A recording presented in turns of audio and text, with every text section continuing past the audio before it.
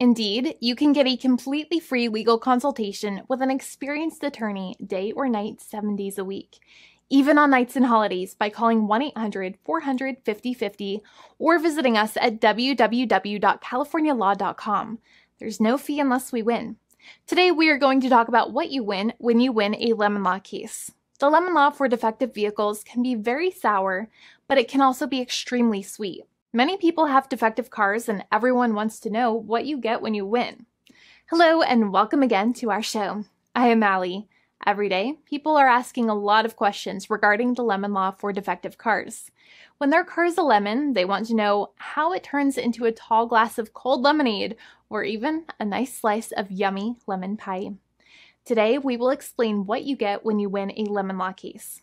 It truly can be super rewarding. And the very first thing I want to tell you is the following.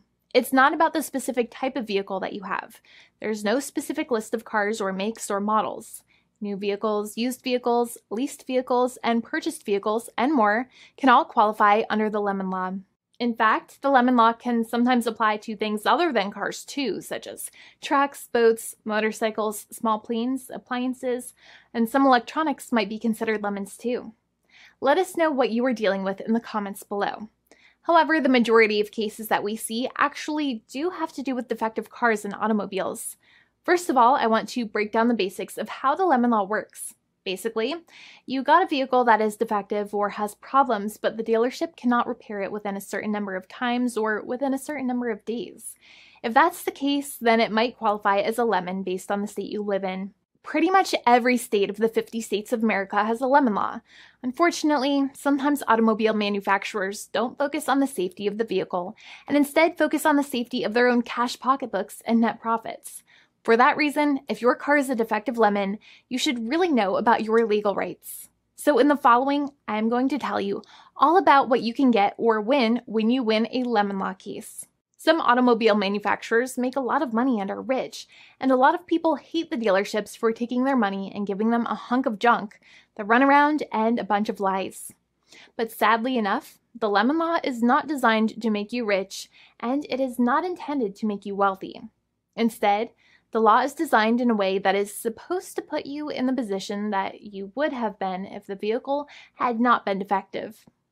It is supposed to make you whole.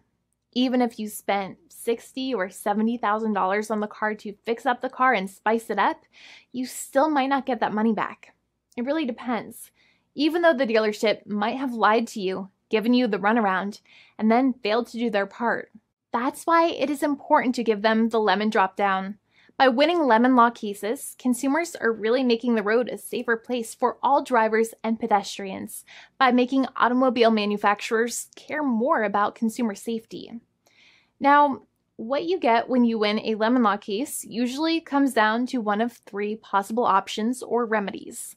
Option 1 is that they might provide you with a replacement vehicle. Option 2 is that they might offer you a refund or what is called a lemon law buyback. Options 3, I will discuss option 3 a little later on in this video, and it is an important option you should know about as well with some real lemon juice. So let's start with the first remedy. Option 1 is that they can provide you with a replacement vehicle, which means you can basically trade your car in for a different vehicle, but there are some important things you should know about this option. The replacement vehicle should be a vehicle of similar value. The replacement vehicle should usually also be a vehicle from the same manufacturer with similar MSRP cost. It's crazy that many times, even though you really don't like dealing with that dealership, you might have to get a second car from the same manufacturer, even though they have lied to you and given you the runaround or given you a hard time. But there is another option with this as well, because year after year, the cost of vehicles might go up and the new vehicle might cost more. That price jump can make it difficult to get a car with the same MSRP price. Even though your car was a lemon, you might still have to pay that extra cost for the new and now more expensive vehicle. Thankfully, there is option 2, which allows you to get a refund through a lemon law buyback.